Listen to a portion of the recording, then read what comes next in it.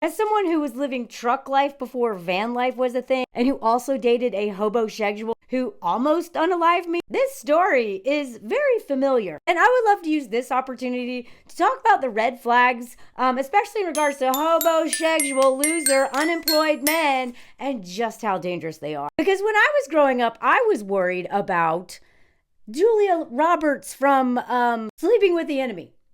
I thought, okay, they're rich, It never occurred to me just how dangerous broke men can be. So I'm going to compare her story to my story with some receipts, texts, photos to show you just how much in common these men have. And I don't mean my ex and Brian, but I mean all of them. They all have too much in common. It's almost scary. So if you see any of these red flags in your relationship early on or 20 years into a marriage, please understand you could die. And at the very least, you will be so financially abused that you may never recover from it. I am still trying to recover from mine. As much as I believe the hindsight is 20/20, if you actually take notes when you're dating anybody, and then it turns out bad, you will always go back and find out that you were actually smarter than you think you were. You just didn't listen to that voice. But let me tell you something. I knew exactly what this man was doing. But what I didn't understand was how dangerous he was. I mean, I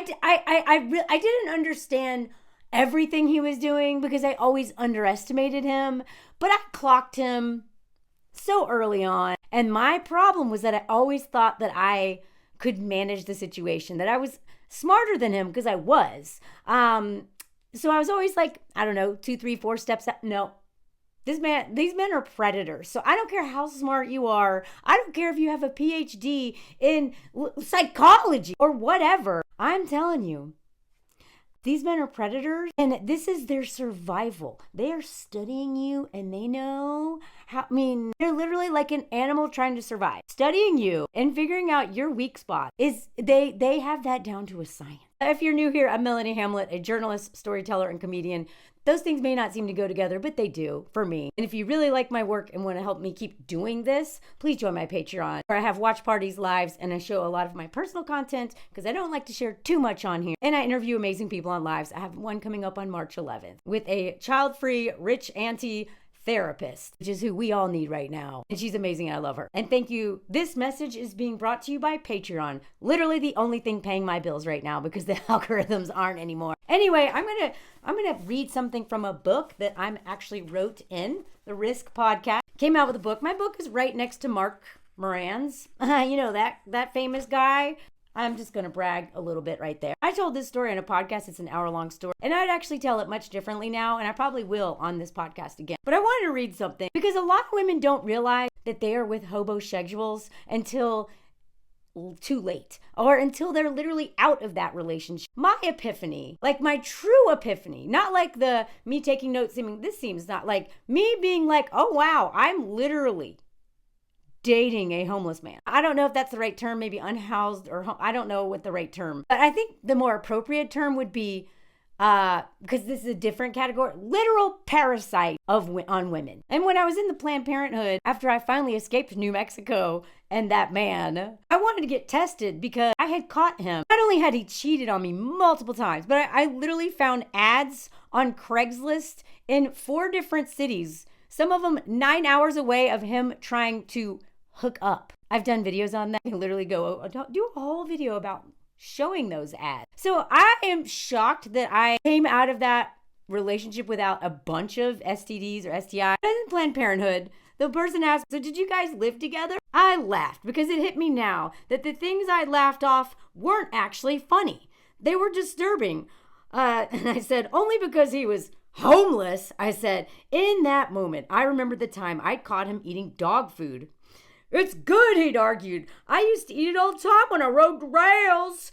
When I'd asked him another time why I'd never seen him brush his teeth, he assured me he did it out back with his finger and dirt. You don't really need toothpaste. Dirt is an abrasive. Yes, in the gynecologist's office with my legs apart, getting all kinds of stuff done, is safe from that man, is when I realized he was a hobosexual. Now, again, as somebody who had been an whitewater raft guide, an outdoor leadership instructor, outdoor adventure guide, climbing and all this stuff, I lived in my truck for 5 years. And then I actually moved back into it for like another year at one point because I missed it. Okay, I'm a nomad. I have lived in I lived here for a bit. I lived in this trailer for a while. No running water. I lived in this trailer for a while on a strawberry farm in Argentina, which for 6 hours of work every day, in exchange for living in this with no running water, you crapped in a toilet with like wood chips. But, we got like free food, which was kind of nasty, which is not part of the woofing program. They're supposed to do better. But anyway, and I worked in Jackson Hole, Wyoming. That's me right there as a whitewater raft guide. Jackson, the town that she was last alive, right outside of Jackson Hole, Wyoming is where they found her body. I used to eat at the restaurant that she was last seen at. And because I worked in this world for so long with so many other people, like a lot of men, I was used to being around men who were kind of nomadic and adventurous. And if anybody is, familiar with my work, I do talk a lot of crap about a lot of guides because a lot of men who are in the outdoor industry are adrenaline junkies and really irresponsible, make terrible partners, and are hobosexual. But I never dated any of them. In fact, I was celibate for most of my adult life until 36 years old, which is when I dated this man. He was my first real boyfriend. I'd had some hate forks and one night stands and a couple, I tried, but more or less not consecutively, like 12 of my adult years, I didn't mess with men at all. I literally decentered and went the celibate lifestyle for, on my own before it was cool. I was so ashamed of it back then. But I was friends with men in this industry. And so I knew, I had a lot, I knew that most of them were not terrifying men. Although again, be careful of these men, because a lot of them are hiding in these places. But I loved this world. I was used to nomadic men who didn't make a lot of money, who were adventurous, just like me, and who really cared more about experiences rather than stuff, Now, granted, white people have the luxury of doing things that scare the crap out of ourselves and put ourselves in danger, right? So of course, these are mostly white men. And most of them in this industry are actually come from a lot of privilege, oddly enough. Not all of them, but a lot of them, especially if they're big skiers. Skiing is a lot of money. But anyway, I was so familiar with the nomadic man that I didn't think this man was anything different. I didn't see the difference between him and the men that I worked with who had literal jobs, who actually worked hard. You know what I mean? Not that this man couldn't work hard or whatever, but the men that I hung out with in these circles were not completely parasites on women. I didn't hang out with those men. They exist in these circles, but I didn't hang out with them. So that I wanted to give you some context because I literally, do you understand why I was so familiar with these kind of in the climbing world, we literally call ourselves dirtbag climber. Because dirtbag is usually a nasty man who's a player in general or just nasty. But people in the climbing world take pride in being just one with the earth, you know what I mean? So much so, I actually was on a National Geographic show I did a watch party on my Patreon about it. As a professional survivor, okay? They literally with the irony is that even though I, have traveled alone and lived in a truck alone for years and done all these terrifying jobs and have seen people die in front of me and was in roles of leadership and then I moved to New York City to become a comedian and a storyteller, and I worked in the film industry, and I've done all these crazy things in my life. I am a professional survivor, and yet the most dangerous thing I have ever done in my life was date a man. That's it. The most I could give a whole list of all the crazy things I've done, and the most dangerous thing I have ever done was fall for a man, date a man, and especially let a man live in my home. Because of course he lived in my home. He was a hobosexual. And in fact, he moved in while I was on vacation with my family. He was literally had a hammock, a banjo, cartoonishly hobosexual. But all his stuff was in my home and I couldn't get him out once he was in. Brian is just like that. Now, Brian came from more privilege than my ex. My ex did not grow, I think he grew up in way, like, not middle class. They are two peas in a pod. So before I start drawing some parallels to my life, I just want to show you, like, it wasn't just in the film that just came out itself. There's articles that say that Mr. Laundrie does not appear to have been in full-time employment, but he did earn money selling artwork or something, like bookmarks. I'm curious how successful this little Etsy shop was. But he did present himself online as an outdoorsy, loving, devoted boyfriend and artist with slight conspiratorial leaning. Even his sister said he was a mediocre survivalist. So honestly, I think this guy just lied all the time, as men like this do. According to his classmates, he did not stand out for any particular achievements or activities. And in this article said there's really no proof that he ever had a full-time job, except he used to sell some stuff. And just like abusers, he proposed with no ring. This is according to his friend from high school, that he got down on a knee in the woods and was like, let's get engaged, but didn't have a ring. And then a firefly landed on her ring finger. And he was like, that's fate. She also didn't tell her mother, okay? I did not want to tell anyone I was dating this man. The parallels, partly because I knew it was a bad idea from the very beginning. And the other reason why I did is because he said he posted on Facebook that we were in a relationship and tagged me without me even agreeing to this, of us going public. So that's how everyone knew that we were in a relationship. Well, she found out that her daughter was engaged from the mother-in-law or future mother-in-law, who was enmeshed in a terrible person, and I've already done a video on her. This is literally try to remember to tag that video.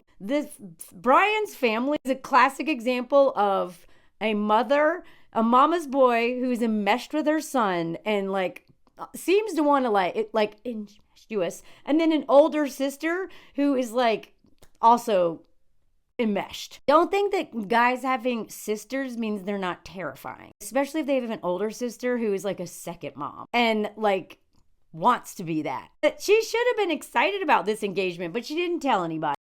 Red flag. That to me shows that she intuitively knew this maybe not such a good idea, and she, like all of us, talked herself into it. Her mom had to ask her about it, and she was like, yeah, he proposed while we were camping. His friend also said that he didn't want to go to college. He had no ambition whatsoever. There's nothing wrong with not wanting to go to college, by the way. You a lot of times make more money by not going that route. But he didn't want to do anything, it seems like. And that's very common for these parasitic type men. He was working, just living to survive, which again, that's relatable on some level. But the description of this man seems like he is someone who is just dust in the wind, floating around. His friend also said that he would sleep on their couch, and then they actually had an extra bedroom or something, and they're like, you can sleep in a bed, he was just a drifter. He's a wanderer. And again, I get that. I'm a Sagittarius, man. That's that's all I've done for most of my life is wander around. But I wandered with purpose. As most people do. They usually are driven by something. And the way he describes himself is so telling, because he seems and to me, and I had a narcissist dad, literally diagnosed that back in the 80s and stuff, before it was a thing. And I'm fully convinced my ex was either a narcissist or a literal psychopath or one of those other levels. But there really was nothing going on in there. You know what I mean? The dude seemed so miserable and empty inside because of, I don't know what happened to him in his childhood. I'm not saying, I don't know what happened. But usually this doesn't just come out of nowhere. And given how awful his mom sounds and how awful she was to Gabby, and then how she handled Gabby's one of those parents is probably abusive. And I wouldn't even be surprised if the enmeshment was another level. This is all my opinion, but the dude hated himself. And this is why I say do not date men who are really insecure. Every human being is insecure, okay? You, me, everybody on some level, but men who are self-hating, and a lot of times they hide it with being cocky. But if they really don't like themselves and they've never dealt with anything from their childhood, you are in danger. You are in danger. You might even die. I'm not being dramatic. I mean, the guy was kind of living like van life before he decided to do it with Gabby. But I honestly think the only reason why he did it, and his friend seems to think, or her friend seems to think the same thing, is basically to isolate her. But this dude's just a wanderer. And I'm telling you, that dude, that rail rider, he moved on. He literally started dating the woman he was cheating on me with. And then she broke up with him. Her and I are friends now, by the way, which is, we could do a whole video on how much women who survive these men, instead of hating each other, we could actually heal so much from each other. But this man just, he moves on and on. He's married now, last I saw. Like, her and I kind of keep track of him. I don't ever look at his whatever, but every once in a while, one of us will find out, oh, he's alive. He's married. They just move on. They just move on. And if he hadn't had an entire country, if not like multiple people, like people around the world with a spotlight on him, he would have gotten away with it. He would have moved on. But like narcissists and abusers or whatever do, they always have to have the last word. And he literally himself so that he could avoid consequences. They'll do anything to avoid consequences. Literally anything. And they already hate themselves, so like taking their own life is not that big of a deal. Because I swear that they already feel dead inside. So if they're not going to be able to keep doing what they're doing to avoid whatever is driving this, they would rather die. And in their death, try to control the narrative by writing a letter to her and the parents and everybody. Like, I'll go over that one in another video if y'all want it, because if you ever get texts like this from the man you're dating, you, to quote Whoopi Goldberg in Ghost, you're in danger, girl. If the man that you are dating, under a system called patriarchy, where the courts, the law, like everything is going to be on the side of male violence, especially white male violence,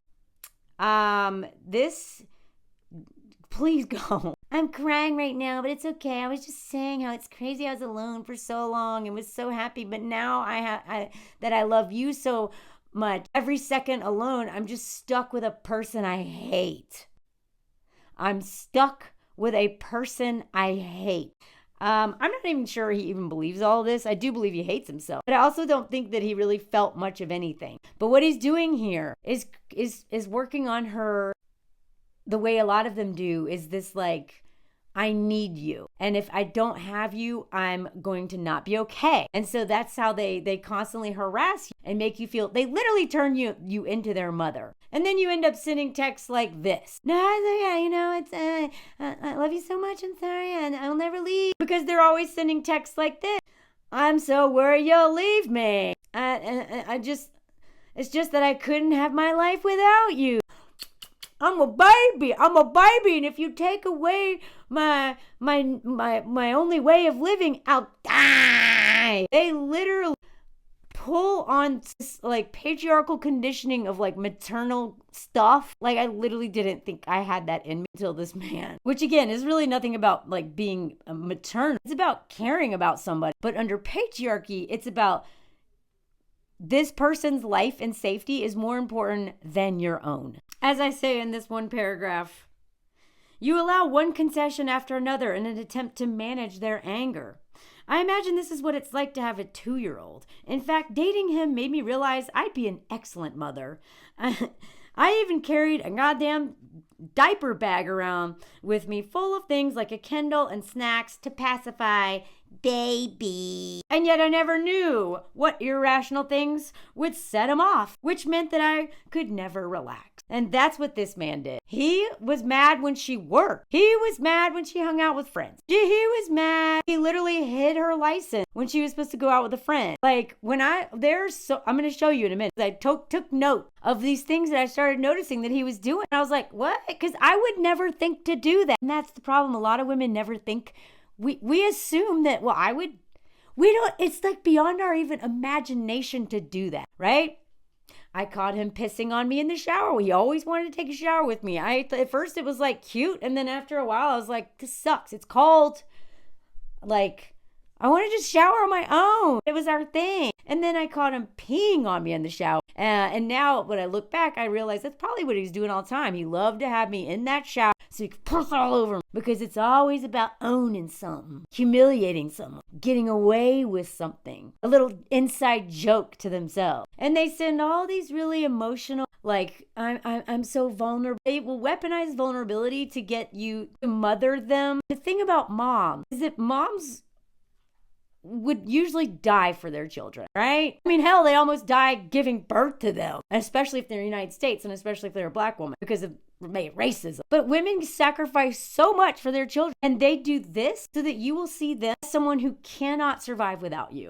One of the other things is they just create arguments for no reason, and they take things from you. And then you discover it when it's too late. Like when he stole her wallet, or when she was going to go meet up with her friend, a friend that he was jealous of because she spent too much time with. She had to go all the way back home, which was far away, like 40 minutes or something. Like, they sabotage things like this, right? They always do that. Like, actually, the first time he was super violent with me, my ex, it was the day I had a one-woman show. I didn't write anything pretty much other than notes the entire time I dated this man. Even though I was a storyteller and a writer and like literally went to New Mexico to write. And then I started dating him, and that ended that least creative period of my life. But I did do some one-woman shows with material that I had already written. And he always tried to do something on the days of my show. Now, she really wanted to travel. And I mean, when you're dating someone like this, well, you got to bring them with you. So she decided she wanted to take a road trip and do the van life thing. And she's ambitious. She wanted to start, be a van lifer. And let me tell you something. Please stop waiting for men. I really hope that she would have done this without him. I think she probably wanted to do it without him. But there's no way that he was going to let her do that. But if you take nothing else from this video, please stop waiting for men to do things you want to do. If you want to live in your van, do it alone. I promise you, you are way more in danger of living in a van with a man than living alone as a woman. And I say this as someone who lived on the road for 5 years in my truck, except in the wintertime. And then I'd have some random situation with a mattress on the floor. Of all my travel, I am telling you, I'm not saying van life is easy at all or that it's not dangerous, but I am telling you, women who live in vans by themselves are probably way safer than the average woman in a home with a man in it right now. And I'm not being dramatic. The statistics prove it. So it's such a shame that if she had done this trip on her own, her life would have been, she would still be alive. There's no telling what kind of cool stuff could have come from that. You do learn a lot about yourself when you travel alone and you meet people and you discover things and you start to realize, especially as women in a society that's constantly telling you that you're not supposed to do certain things, especially as white women who've been taught learned helplessness and stuff like that, to go and be so independent and rely on yourself when you've been told that you have to be linked to men, it's very empowering. So what did she do? She got a job. She got a job at Taco Bell and was working 15 hours a week or 50 hours a week. And nowhere in this documentary did they mention any job that he ever had. Was he just hanging out with his mom at home? Because he's living with his mom, with her, which honestly, I cannot imagine a worse scenario in general. Living with my partner's parents, right after we start dating in a foreign state, not a foreign country, but a different state. Because y'all know what I say, do not move for men. They literally, first he isolated her in Florida. Okay, this is why I say do not move for men, especially to another country. First, he moved her to Florida, way far away from her family up in New York, I think. And then when she started making friends there, because she seems like a friendly person, she has a bestie, and she goes to work and has all these work friends, and this man has no friends, and he's very jealous. And the more she's at work, the more money she has. The more money she has, the more freedom and independence she has. The more time she spends with her best friend, the less she is under his eye. And the more she, the friend said, she started to feel more independent. The more she was hanging out with her friend versus being with Brian, the loser, who's hanging out at home with mommy. Not only that, but she actually enjoyed this job. Her friend was like, yeah, she's kind of weird because she's like, have a taco blah from Tuesday. And it seems like Gabby was a very positive person based on these interviews. And as somebody who I've been told that I actually, one of the things that I pride myself on most, I am so excited about life. It's almost childlike sometimes, and people find it maybe almost annoying at times, but it is one of the things that I get so excited and enthusiastic about so many things that other people might find really dumb. But I love life. I'm excited about life. And I'm genuinely super happy to see people I like. And this woman was actually in an abusive relationship when she met Gabby. And Gabby actually brought her out of that relationship because Gabby like showed her a different way of thinking and whatever. Like, I'm not going to go over the whole thing. But one of the things, and this is, I just assumed that, sorry, I've got a lot of tabs open, y'all. Maybe that's hard to look at. I just assumed that that an abusive man would go for a weak woman, right? No, some of them get off on finding the most independent, confident, badass women and joyful women. They're like, ooh, they're attracted to that joy, but because they can't relate to it because they're miserable and because they need to have power over and dominate anything in their orbit, the first thing they do is squash that joy. I literally was so exhausted in this relationship. People said they didn't recognize me when they saw me, when they passed me, because this was in Taos, a very tiny town in New Mexico. People would pass me and they were like, I saw you and I recognized your truck, but I thought it was someone else. You don't even look like yourself. Because that joy in my face and my eyes and just in my demeanor, gone. And that's what these men love to do. Just like, the person who just likes to burn an animal alive or something, like people who are like sadistic like that, they like to do that to your soul. And watch. It's fun for them. So Gabby was working a lot, unlike him. So that means she's got more money. She's getting closer and closer to her van life thing, which he thought was stupid. And he literally said it was stupid. So van life means then she's not going to be with him. Money means she can leave him with a van. And then she's also hanging out with her coworkers at work all the time or her friend after work. I mean, it sounds like she was like doing anything to not hang out with Brian. And he started to feel neglected, shocker, and hated her coworker.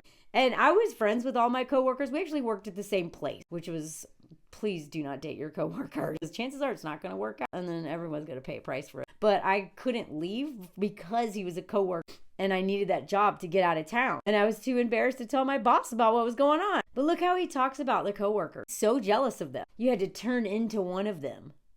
Fork in discourse. And then he called her mom and was like, I'm worried about the people she's hanging out with and all that stuff. And then sent this dumb text. Please forgive me for calling, because she was probably pissed that he called her mom. And made her mom work. His mom probably called Gabby. And then Gabby probably explained the situation. And then was probably like, what the hell, man? And then, please forgive me. I just wanted this week to go smoothly.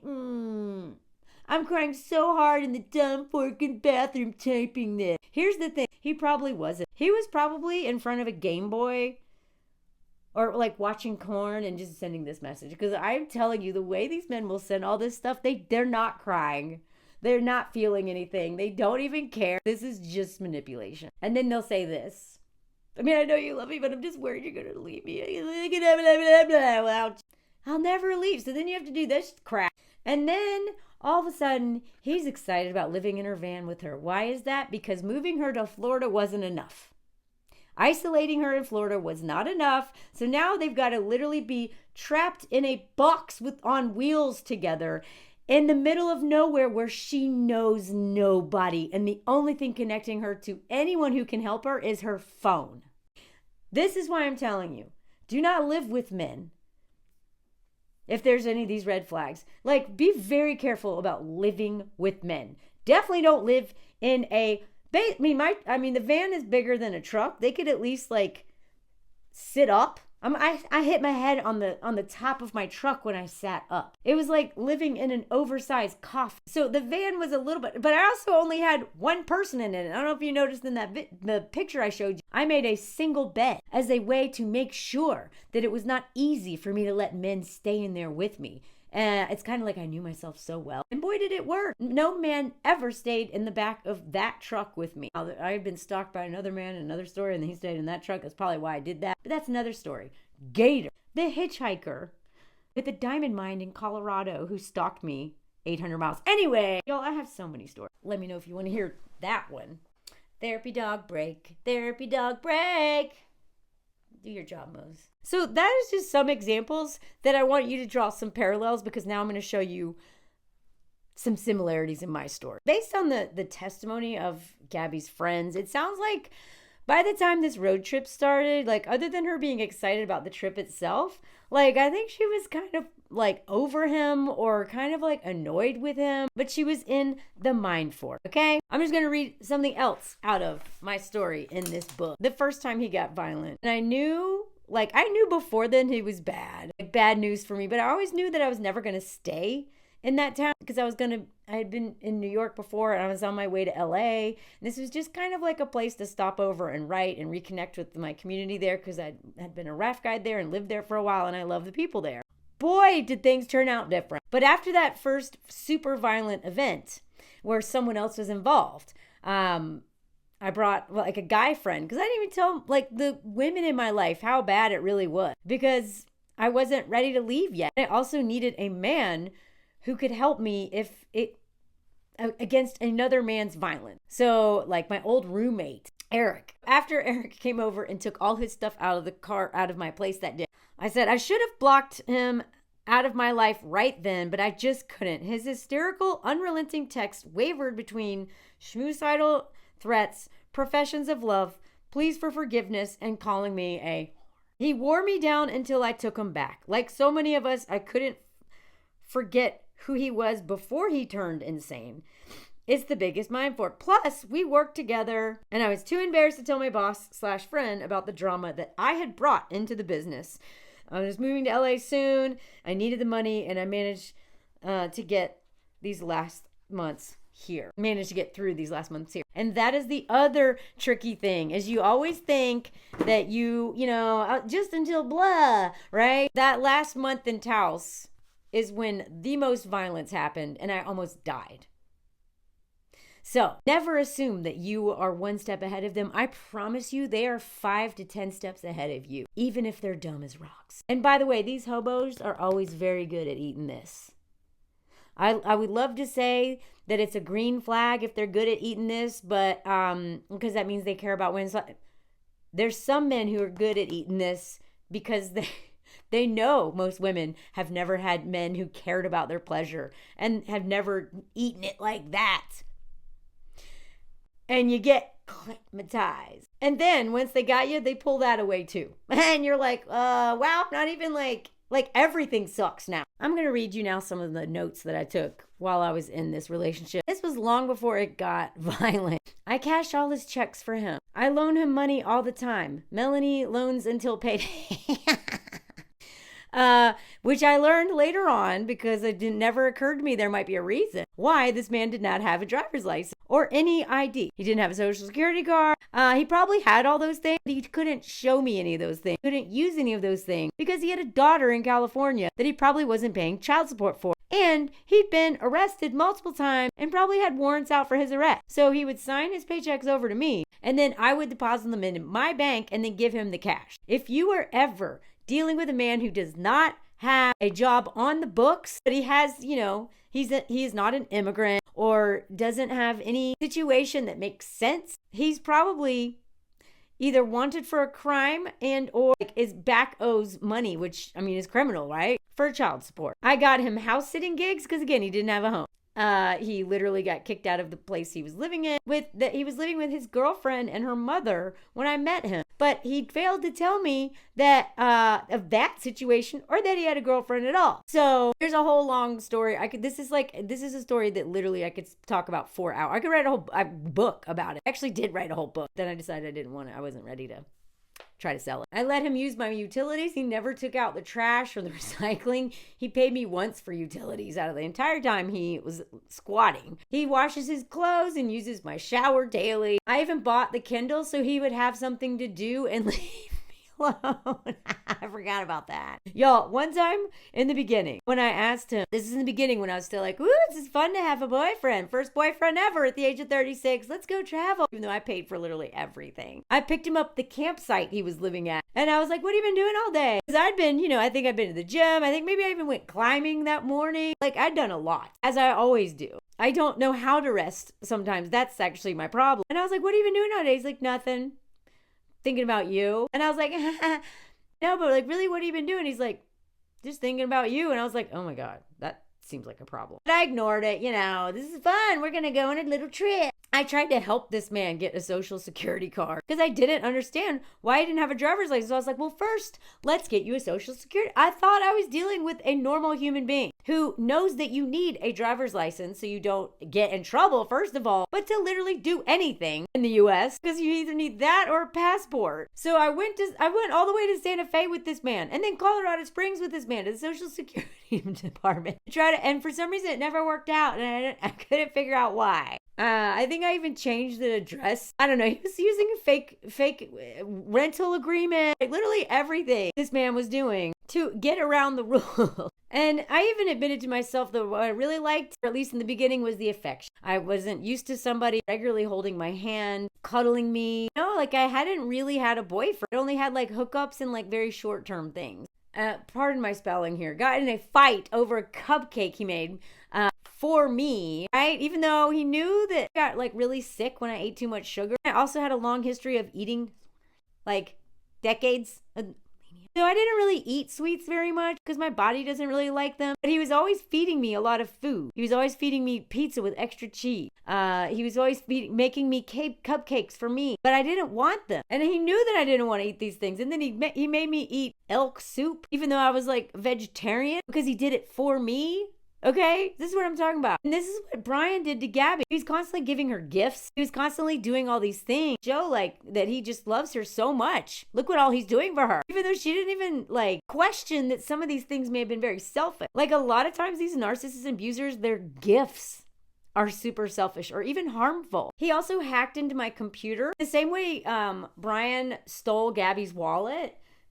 So my ex hacked into my computer while I was gone and emailed himself my entire book proposal that I've been working on and all my stories and grilled me about them, whether or not I was using condoms with this guy and that guy. I took away all his computer privileges after that. But then he ended up stealing all my work right before I left town. I've told y'all that story before. He literally took 10 years of all my work. And then me and my friend Annie had to do a little heist situation to get it back. Whenever someone would come into the restaurant, which, you know, I loved my workplace. I loved the people I worked with. He hated how much fun I had at work. And we worked together, so he was watching me all the time. And when one of my old friends came in, he'd go, "Don't even think about it," from the kitchen. "I'm in a good mood now, don't ruin it." He would like text that, or he'd say that if no one was around. He's always sending me texts, blowing up my phone at work, which would get me in trouble. So then I say, he is like my child. All the things I think about as to why to stay are like a mom. I thought I didn't want to be a mom. I said dog, but I meant mom. Although dog mom, I always wanted to be. When I had sore boobs one day and I told him I was probably ovulating, he said, "Good. Now's the time to get you pregnant so you won't leave me." Oh, did I say that out loud? I then said, "Oh, you couldn't trap me with a baby. I just get an abortion. If you really want to trap me, you get a dog." And he brought home a puppy, like, shortly after, that I then had to rehome. He constantly threatened unaliving himself. And he even said, if they find me with a rope around my neck dangling from a tree, it will say, "This is what happens when you love Melanie Hamlin." Knowing full well that he's the first person I ever loved, which I now know is not love. It was limerence and all kinds of other stuff, but not love. But he said that, which, you know, again, I was like, well, he was really cool until he started dating me, and now he's awful, and this is the only person I've ever loved, so I guess this is what happens when Melanie Hamlet loves you. And then he faked his own death and said that he was hanging from a tree because Jake reached out to me from some number after I left. I have photos of those texts, y'all. Let me know if you want to see it, so that you can actually see how these men talk. They say with their full chest the craziest lies. Look at this note I wrote. "I am even good at doing things like taking him to work when his car is broken down. But this morning I didn't give in to helping him unpack his truck at 5 a.m. just because he wanted me to, and just because he was being all passive aggressive. It's like he's drunk when he's mad. I just have to remember he is intoxicated with emotions and can't think straight, and is engaging is probably not the best thing I do." This is before I realized that men actually can control anger. They can control their emotions, because the way he was cool as a cucumber in front of the guy who came to help me get him out of my house, or in front of everyone at work, or in front of my friend. And the same way Brian was a mess until those cops showed up. Then he's joking around, having a good old time. I'm going to do a video about those cops too, because one of them was also an abuser, which is why he identified with Brian. These men can control their emotions. But silly me, I thought, oh, he can't control it. I'll just treat him like he's drunk, like my dad. And I know to just avoid a drunk man or an angry one. Actually, I have a lot more stuff to show y'all, some parallel, but this video is getting really long. And I'm not even sure if it's going to do well or if y'all care about this. So I'm going to do a part 2 if you want it. If you made it this far, let me know that you want a part 2, because I have so many more crazy texts to show you in comparison to Brian. And I have even more red flags to point out to you, because this man had every red flag. And yet, if you don't know this stuff, of course you're going to fall for it. That's one of the reasons why I do the work I do. Because it's not, even though I knew this dude was bad news, I was 36, by then had, done a lot of work on myself. My intuition always knew this man was bad. But I didn't know much about narcissism. I didn't know much about financial abuse. I didn't know that hobosexuals were a thing. I didn't know so many things. So I missed all the red flags, even though intuitively I always knew something was off. So let me know if you want a follow-up video to this, because I got so much more. But I also have only a limited amount of time. And usually my personal stories don't do very well on here, unfortunately, which is why I usually share those on Patreon anyway. But this is one I've already shown publicly or shared publicly. I'm just giving more into it. So let me know what you think. Please follow my Patreon. That's literally what supports my work. So thank you, Patreon people. You have no idea. And let me know if you heard the comment song. This is the Leon comment song. Photos I took walking around today, cause I had to go to the doctor. Look at that, it's above a dumpster. That's the Leon comment song. Flowlet cleanser, because it's hard topic. Leon comment song. This is my city just today. Leon comment song, where they have pretty stuff pointed on the things that make it so that you can't break the windows. Leon, look at that tiger. Comment song. Look at this building. Look at that. It's painted. All of this is one big art thing. Look at that. Literally scenes painted all over this building. But it's got no windows, so I kind of think that kind of sucks for people who work there. Anyway, only on comment song. Stuff I took today after my kine at this place and then my doctor's. This is my doctor's waiting room. Like, it's so crazy, y'all. Anyway, this is a taco in France. I know it doesn't seem like a taco, but that's what they call tacos here. Leon comment song. Opera house. I do all kinds of stuff on my Patreon like this, like way more. Et voila, let me know how you heard the comment song.